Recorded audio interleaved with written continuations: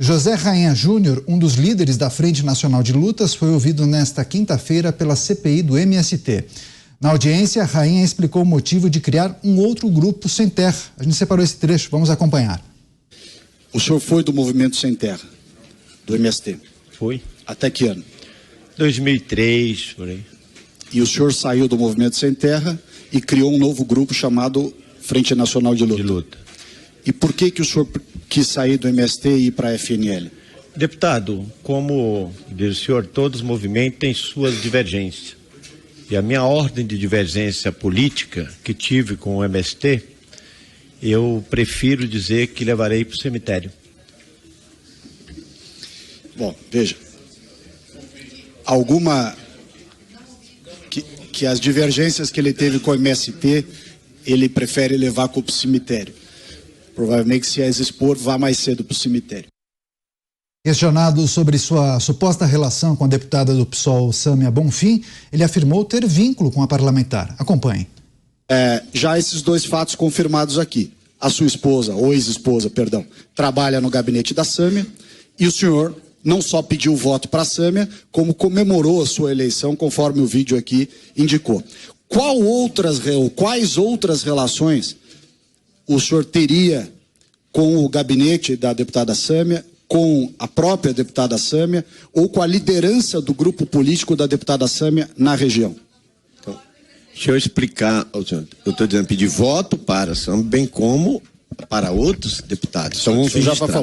Segundo aspecto, as minhas relações com a deputada Sâmia, com os demais deputados, o deputado Valmir, Marcão, e com outros deputados, não nesse campo ainda de esquerda, são relações diplomáticas. E na sessão de ontem da CPI do MST, o secretário de Segurança Pública de São Paulo, Guilherme Derrite, ele confirmou que José Rainha estaria envolvido em casos de extorsão para não invadir propriedades privadas. Acompanhe. Isso foi comprovado durante a investigação e o relator aqui mencionou anteriormente. É importante a gente salientar que esses crimes foram direcionados aos autores, né? Muita gente que se encontrava nos assentamentos não tinham nem noção do que estava acontecendo. Estavam de fato ali precisando de uma propriedade, enfim, estavam sendo usadas por esses líderes. Isso é o que aponta a investigação do delegado. Vossa Excelência também confirma que a ligação demonstrando que o interlocutor da FNL exigiu alqueires de terra para José Rainha? Sim. Em 2 ocasiões, além da quantia em dinheiro, eles pediram uma contrapartida da extorsão, parte da propriedade rural. Oitiva de José Rainha, o líder do FNL, Frente Nacional de Lutas, a CPI do MST. Vamos girar com os nossos comentaristas. José Maria Trindade, Zé, como avaliou a performance de José Rainha? Ele foi questionado pelos parlamentares sobre a ligação, conexão com o governo federal. Ele também disse que tem relacionamento com a deputada Sâmia Bonfim, um relacionamento fraterno. Alguma revelação, algo relevante, alguma informação importante para as investigações? Olha, esta CPI está trazendo aqui a público o que todo mundo sabe, que o MST existe. Mas oficialmente o MST não existe. Quem é o presidente, ninguém sabe. Quem é o coordenador, ninguém sabe. Qual é o endereço, ninguém sabe. Existe, todo mundo sabe isso aí. O Zé Rainha era um dos coordenadores e teve uma divergência. Quem sabe a divergência não está exatamente nesta cobrança para não invadir. Isso é crime, isso é outro crime. É outro crime, além, evidentemente, de invasão de terras privadas, né? E a naturalidade que ele fala exatamente sobre essas divergências de como vamos invadir e o que vamos cobrar é muito complexo. Eu vi um depoimento anterior aí de donos de fazenda dizendo o seguinte, que eles mandavam um recado. E um senhor lá que teve a terra de família, herança de família invadida, ele dizendo que ia num dia, indicava um coordenador, e no outro dia indicava outro coordenador, ou seja, é uma equipe bandida que fica pulando de lado em lado exatamente para não identificar. Quando um movimento social é sério, tem boas intenções, você vai lá, ele tem lá uma carta de princípios, tem um coordenador, tem um presidente, e assume juridicamente. E o MST fica nessa história de que não existe, e o Zé Rainha tem divergência com o outro, monta outro grupo para fazer extorsão e assim por diante, né? Esta é a 5ª CPI para investigar esse processo, com vários nomes: CPI da terra, CPI da ocupação, e todas acabam exatamente nesse processo. O Abelardo Lupion, o pai do Pedro Lupion, que hoje é presidente da Frente Parlamentar da Agricultura, ele fez um relatório e aprovou um relatório contra a vontade do relator, que na época era João Alfredo, da CPI da Terra, né? Mostrando claramente o principal veio do MST, quem financia. E ele mostrou lá o dinheiro vindo do serviço dos cofres públicos, passando por associação, ONGs e chegando ao MST, né? São pessoas usadas ali para invadir e o dogma ali, a religião, essa seita, dizendo: olha, nós vamos destruir esses magnatas do campo, esses latifundiários do campo, como se uma pessoa, toda a propriedade, ela é fruto de trabalho ou de herança, mas um fruto legal, porque inclusive tem documentos, né? E é claro que o MST anda contra a lei, anda contra a justiça. Eu tenho a impressão que esta CPI está mostrando exatamente que houve uma mudança de chave na sociedade. Tanto é que antes você tinha vergonha de lutar contra o MST. Agora não, fica muito claro que uma grande característica, uma grande verdade. Queria só chamar a atenção que ao lado do Zé Rainha tinha um deputado lá de óculos e tal. O nome dele é Delegado Caveira. É um deputado federal, o nome Delegado Caveira. Ele combate esse tipo de crime e ele ficou famoso exatamente por fazer justiça, por dizer: olha, a lei tem que ser operada. Então espero que essa CPI, de uma vez por todas, mostre que os proprietários de terra têm direitos e só chamar a polícia, e que outros delegados caveiras apareçam por aí. Pois é, Roberto Mota, também queremos ouvi-lo acerca dessa participação de José Rainha, a CPI do MST. Mota, chamou atenção, claro, quando ele admitiu ter esse relacionamento com a deputada do PSOL, Sâmia Bonfim, chamou essa ligação de fraterna. É importante também lembrar à nossa audiência que a deputada emprega em seu gabinete em Brasília a ex-mulher de José Rainha. Enfim, informações relevantes nessa oitiva de hoje. Eu, curiosamente, vi algumas pessoas escrevendo assim: essa relação poderia ser chamada de batom na cueca.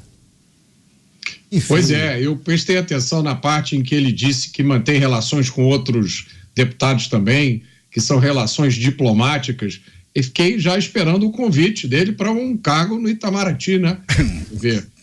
Agora, esse caso, piadas à parte, esse caso mostra de uma forma exemplar como os políticos da esquerda radical se alimentam dos movimentos da esquerda radical, né? Tudo, lógico, ali por trás, camuflado. É muito importante que essas informações sejam trazidas à tona. Acho que essa é uma das missões importantes dessa CPI, porque a gente estava falando agora há pouco de crime, de legislação penal. O MST é essencialmente um movimento ilegal. Mas olha, Mota, esse tipo de revelação e de ligação, isso dá voto, não tira voto, não. Esse pessoal se nutre disso. Não tenho dúvida, Zé Maria, mas eu acho que essa é a missão, talvez, principal dessa CPI, né? Eu sei que tem muita gente que ainda se ilude com essas pautas, né? Tem muita gente que romantiza essas questões. Eu já falei aqui várias vezes, da mesma forma que toda vez que eu vou à praia e encontro alguém fumando um cigarro de maconha, não é toda vez, mas com muita frequência, eu vejo a juventude dourada aqui da Zona Sul do Rio de Janeiro usando boné e camiseta do MST. Eles realmente acham que o MST e essas frentes de luta aí estão defendendo os interesses dos sem terra, seja lá o que for essa expressão, né? Eu já comentei aqui, eu sou um sem terra, eu não tenho terra. Não sei quantos de vocês aí têm terra, mas eu não tenho. Mas tem muita gente que se ilude com essa pauta pseudo-ideológica, né? Eu acho que aí a gente tem duas discussões, né? Tem a discussão ideológica, que eu acho que é uma discussão excelente, mas eu acho que vale a pena mostrar agora a nudez, que o que a gente está vendo aqui não tem nada a ver com ideologia. O que a gente está vendo aqui é uma troca de favores, né? Você pede voto para mim, quando eu me eleger, eu coloco lá a sua ex-mulher, que é mãe dos seus filhos, e eu acho que isso é o ponto principal, e dou parabéns aí ao Ricardo Salles pela tranquilidade com que ele conduziu essas perguntas aí. É uma pensãozinha garantida, né? Uma pensãozinha garantida ali. Agora, Elaine Keller chamou atenção também nessa CPI que José Rainha disse que vai levar o motivo da divergência com o MST de João Pedro Stedley para o cemitério. Qual é a razão para ele não querer revelar as razões desse problema que ele tem com outro grupo? Talvez porque ele não queira ir para o cemitério tão cedo, né? E se revelar, ele poderá ir. Então, talvez seja justamente a inversão. Para não ir ao cemitério tão cedo, ele não revelará. Tudo indica que seja isso, né?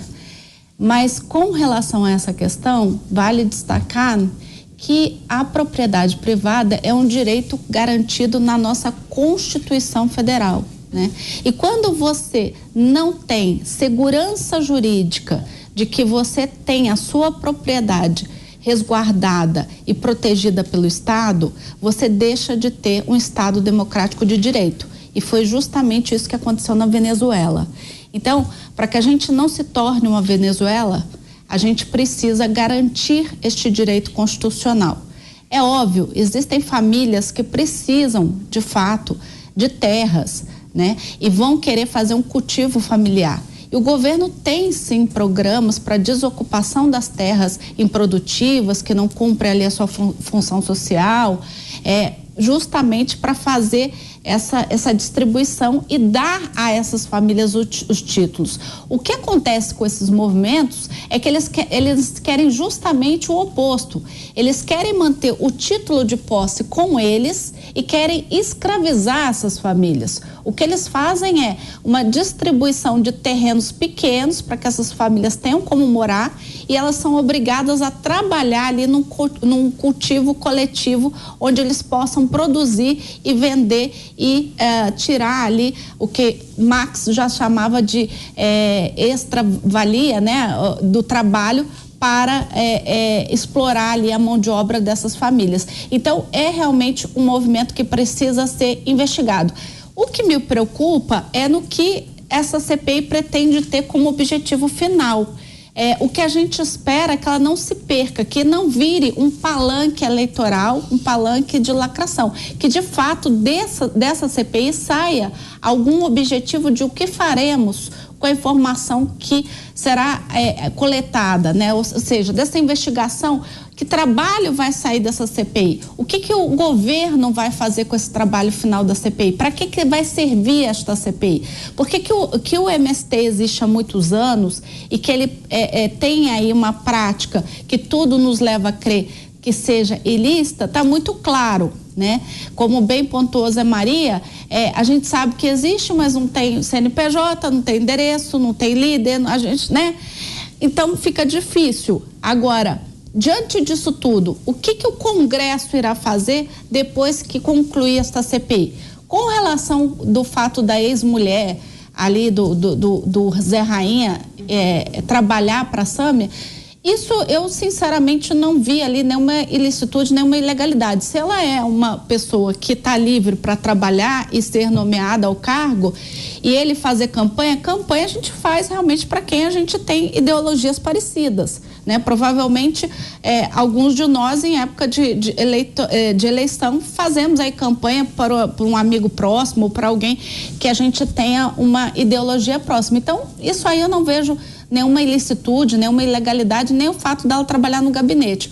O que me preocupa é, a partir do momento que o trabalho da CPI avançar e encontrar de fato indícios e provas de que há um movimento ilícito, um movimento criminoso, o que o parlamento fará com isso? Pois é, Pavinato, apesar desses dois ingredientes que chamam a atenção e estampam as manchetes, José Rainha ter omitido a razão de sua saída do MST e também a relação dele com a deputada do PSOL, Sâmia Bonfim, teve alguma contribuição relevante para as investigações no dia de hoje?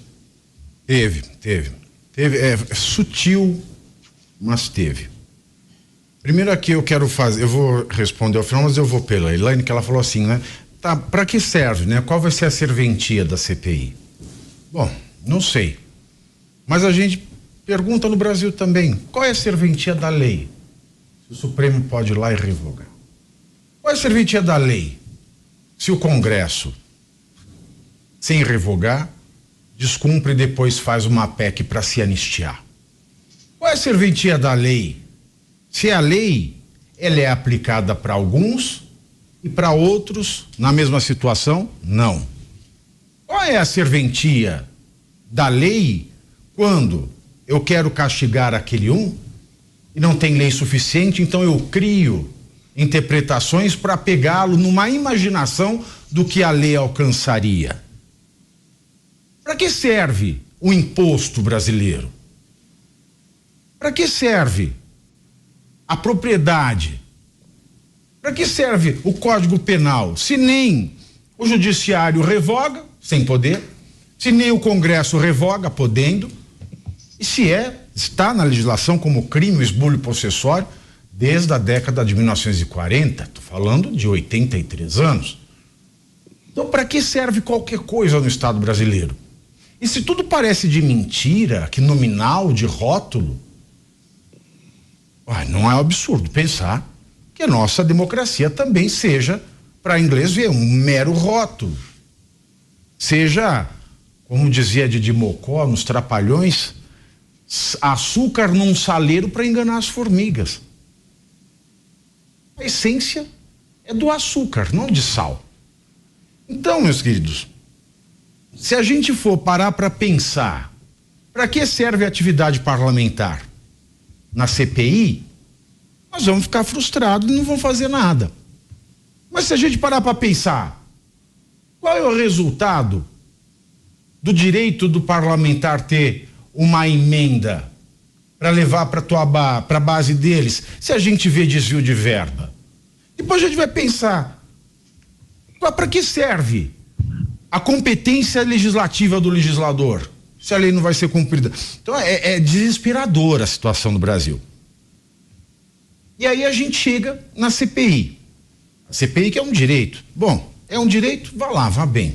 Enquanto não tirarem esse direito, tá bom. E foi mais ou menos retirado, no meu ponto de vista, quando o Fux, ele começa a conceder direitos de ficar em silêncio para quem não é réu em processo nenhum, direito de ficar em silêncio numa CPI. Então você mata a questão das oitivas. Oitiva para quê? Se a pessoa tem o direito de mentir, se a pessoa e a testemunha não pode mentir, e não podendo mentir a testemunha, o STF vai lá e dá o direito dela não responder, frustrando assim a atividade, o direito da CPI, da mesma maneira que quer frustrar a competência de legislar. Então, enquanto ainda temos CPI, eu fico feliz mesmo que ela não sirva para nada. Em relação a esta CPI, foi esclarecedora? Vamos imaginar que esta CPI revelando alguma coisa vai acontecer. Contra, claro, quem viola a lei. Quando o José Rainha, ele diz, e é muito engraçada essa fala mesmo, seria cômico se não fosse trágico. Relação diplomática. Relação diplomática, meus senhores. Relação diplomática é uma relação, é um diálogo entre estados. Quando eu falo em estado, eu posso entender o estado como o conjunto de normas jurídicas que, sob determinado território, obrigam, tem força cogente sobre um povo e estabelece uma forma de governo. Ou seja, o estado é igual ao direito.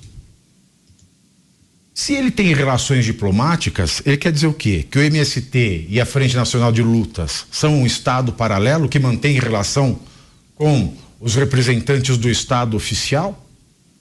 Mas o estado paralelo, que tem leis próprias, nesse estado paralelo do MST ou do FNL, invasão, por exemplo, não é crime no corpo jurídico, já que a relação é diplomática. Então ele está tendo uma relação entre estados. Ele confessa isso. E se dentro de um Estado soberano eu tenho um Estado paralelo, isso não pode ser outra coisa senão uma organização criminosa. A palavra diplomática para mim diz tudo. Quando José Rainha, se nós levarmos as palavras a sério também, porque pode ser que o significado de diplomático tenha mudado, como mudou de amor, como mudou de democracia, como mudou de fascista, como mudou de genocídio e como mudou recentemente de chacina. Então pode ser que o significado de diplomático não seja mais o mesmo, e eu esteja errado.